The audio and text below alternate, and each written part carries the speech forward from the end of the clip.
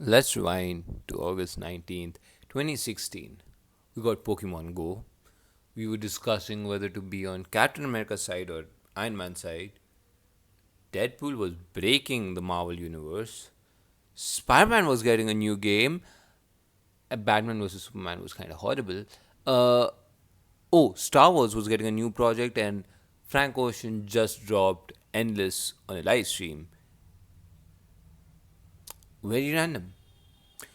But people were waiting for something from Frank Ocean after his 2012 hit album Channel Orange. And Endless was something for sure. It was weird, it was abstract. But then 12 hours later, Frank Ocean gave us something even better. He gave us one of the greatest albums to ever touch this planet. It was Blonde. By the way, guys, before I go on any further, I want to let you guys know that I was actually 8 at the time when they released Blonde, and I wasn't big enough to form thoughts, but I had seen like tidbits of the songs and all, and I saw like Anthony Fantano make videos about it, and this kid named Young Dabo, who cried to it after saying that he shouldn't cry because he's a man. But yeah, anyways, without further ado, let's dive into it. I first heard Blonde in the summer of 2021. Like every 13-year-old, I was going through my emo phase and trying to find my identity. I had recently broken up, which sounds funny, I know, but like any dumb, sensitive, about to be teen, I was listening to sad songs on Spotify, and one of the songs that hit me was White Ferrari. That one song changed my entire music taste. Then, when after I heard it, I heard the entire album in entirety that day. I didn't understand the meaning just then. I thought that it was just a sad love song album, but only when I heard it again when I was 15 did I understand the actual meaning of the album. So, Blonde is less like an album and more like a confession if you really think about it, right? It drifts through Frank Ocean's past love life and the memories which are very messy, very raw, and honestly, they're filled with a lot of youth and childish mistakes, right? So, it is very evident that this love, these stories of romance that Frank put out aren't very polished, right? They, it is the type of love that you stumble into when you're younger and you don't know any better, right? It is definitely filled with a lot of yearning, mistakes, and nights spent crying over that someone that probably never really understood us. Frank sings with hindsight, right? He looks back into his teenage self with both tenderness and regret, right?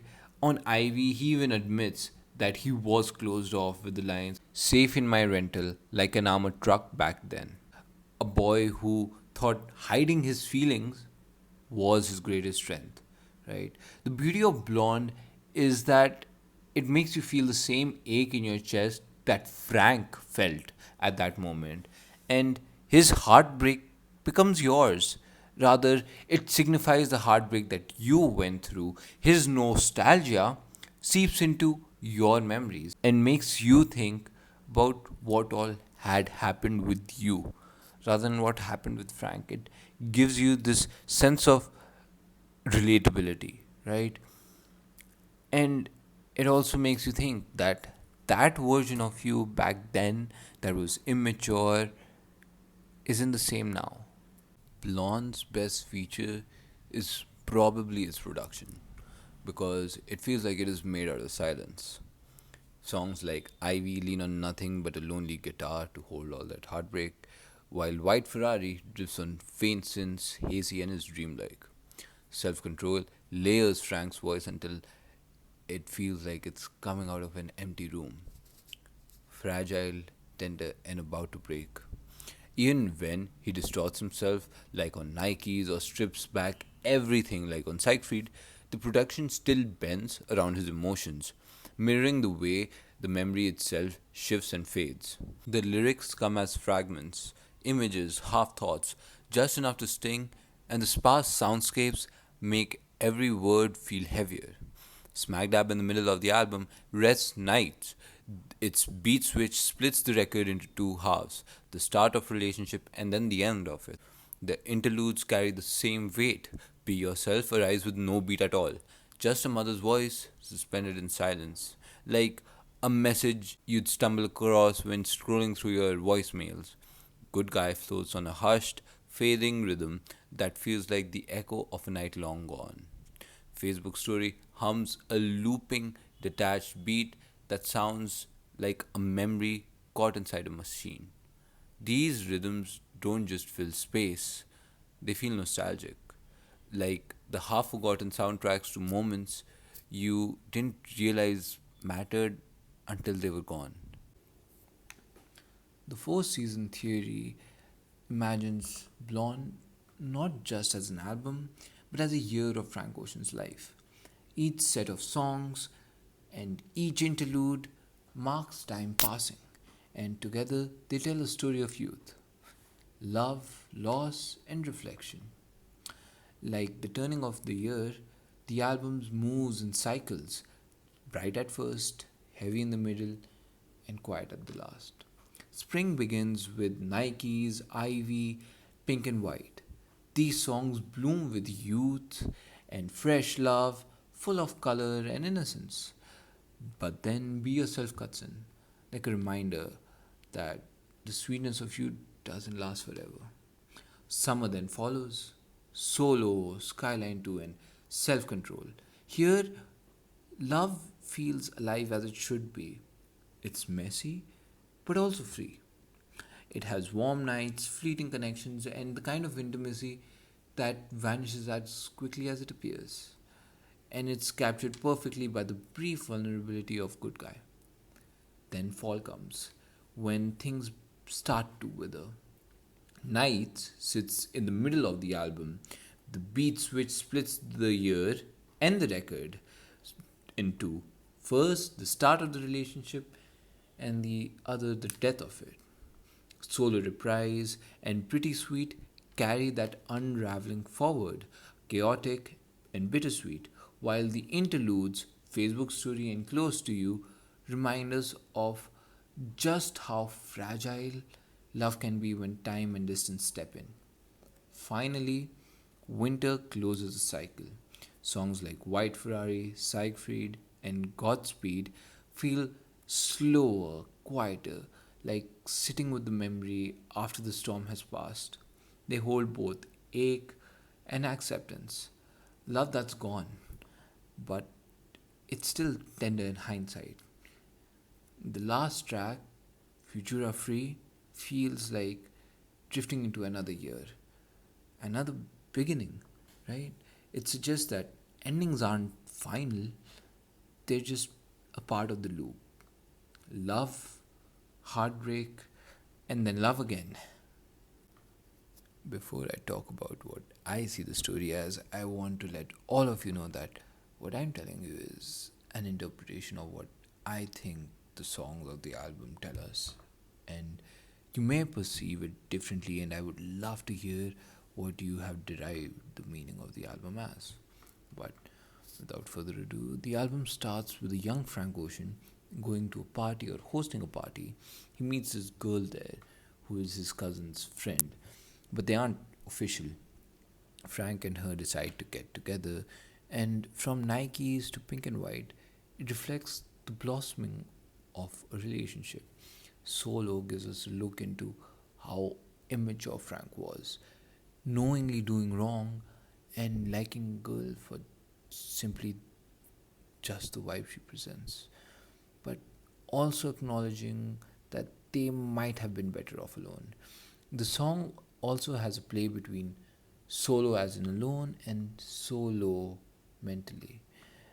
Frank and said girl were only together because Frank shared his weed with her.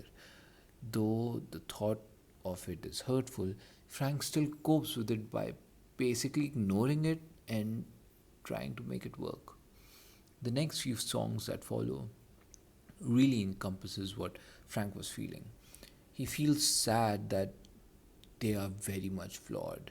But the attachment with this girl feels genuine to him, but not to her. She is basic, she isn't what Frank wants, but still it pains Frank to leave her. Pretty Sweet hits and strikes hard when listening to the album with the thought of this story, as it really feels like Frank in this song somewhat prays to fix this, knowing full well it is not worth saving. From Close to You to Siegfried, Frank ponders over how he feels, the regret of leaving the person, the pain, and the fact that now he's alone again and he's scared. Trust me when I say this. Listen to Siegfried with the idea of being alone and scared. The song feels way more natural, and the last song here is Godspeed. And it is a great song, but the most basic one here. In the song, Frank bids farewell to the girl and tells that if she ever does need help, he's always there as she has a home in his heart. The last section of the video, I'd like to talk about my favorite song from the album, that being Pretty Sweet. It is a very polarizing song. Some love, most hate. Before Pretty Sweet, Solo Reprise talks about being mentally down and alone. I interpret this song as Frank just breaking. Simply put, he can't take it. It's a rush of emotions, it's messy, it's raw. I believe that this is due to the fact that the girl he liked and the relationship that he was in is no longer sustainable, and Frank fully realizes that fact. And he has no option but to end it. He hates the idea, but he has to end it. The lines, Mother of us, be kind to the fathers on whom we rely, feels like Frank is praying at this point, right? He's tired. He really wanted this to work. He really liked the person, but superficially. He wants love, but on the side he's on, the love being given is no love at all. And it always did chip at Frank's soul, but it just exploded here. He's ready to take any risk because he doesn't have anything to lose. No one to love, no one who loves, nothing.